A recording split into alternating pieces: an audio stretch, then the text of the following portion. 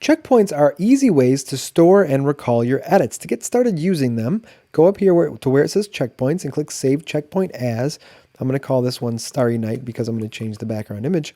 And as we click Save, you can see here it pops up. We've got a date and a time.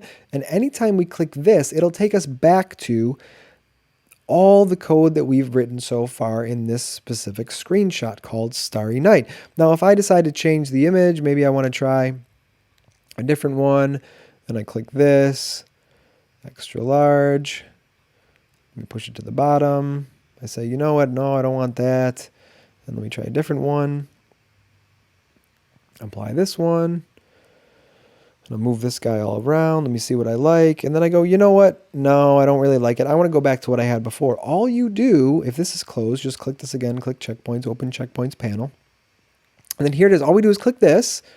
And all of a sudden it loads in exactly where we saved the stuff last time. So we just can go right in a second, go right back to where we were. So this can help you not worry about experimenting or trying new things. So just say wherever you're at, click Save As after you go to checkpoints, Save Checkpoint As.